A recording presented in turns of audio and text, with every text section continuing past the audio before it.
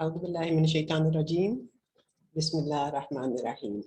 I begin, as I always begin, in the name of Allah, whose grace I seek in this and all other matters. I'm going to continue with my consideration of the Al-Asma al-Husna.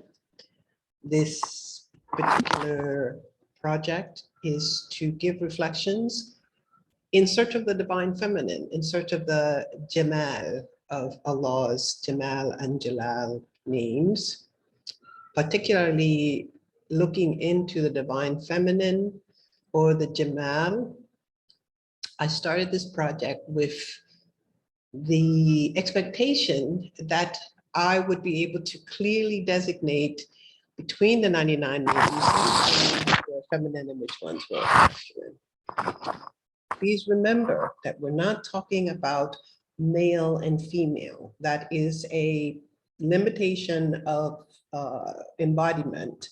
We're talking about metaphysical realities and or spectrums.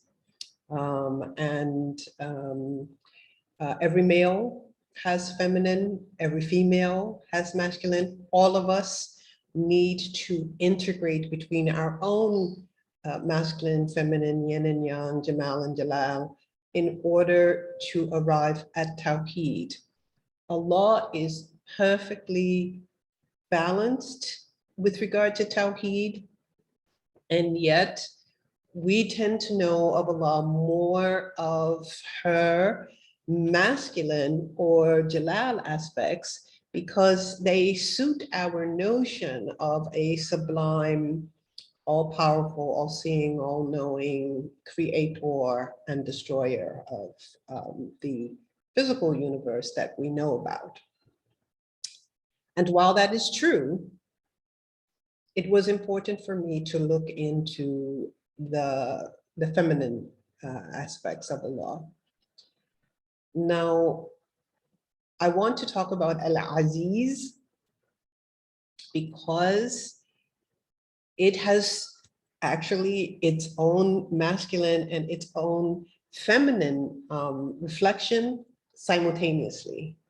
So the masculine of Al-Aziz, we indicate when we say after Allah's names, Allahu Azza wa Jalla, because we are focusing on the ways in which Allah is powerful, all powerful. In fact, powerful to the level of shaking, the foundations of our current reality, with the capacity, as I said before, to destroy, but certainly with the capacity to rule, to control, to be above. And yet, when you write a letter in Arabic, you write to Azizati, or Aziz, the beloved, or as we say, dear so-and-so. And I find this radical confirmation, this play with dichotomy, this reconciliation or Tawheedizing of these divine attributes, particularly potent in the way in which this combination happens with just the one word, Al-Aziz. There are also places in the Quran where Allah does a rhetorical sort of interaction between what might be opposing masculine and feminine ideas in order to be able to indicate, what I'm now reflecting on, which is what I call the ambiguity of the Quran for the purpose of guidance. The idea of, breaking the paradox, or the idea of combining what seems to be irreconcilable in a kind of dynamic, rhetorical, metaphysical interaction. So, for example, when the Quran says, "Bashirhum bi'adabin kabir," so give them the good tidings. Bashir, and the verb bashara are all about good news, the kind of news that actually makes the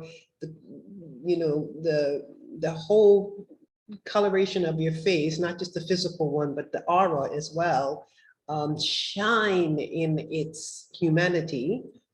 Bashirhum, give them good tidings of a terrible punishment. So there is this sort of intentional play between what we consider to be good news and what is in fact not really very good news. So I think of Al-Aziz as a reflection of that kind of paradoxical collaboration, because it does mean powerful and sublime in its power, as well as dear and loving. And so I wanted to contribute my reflections on how this works, and also how I believe that it's an intentional part of Quranic guidance. Thank you.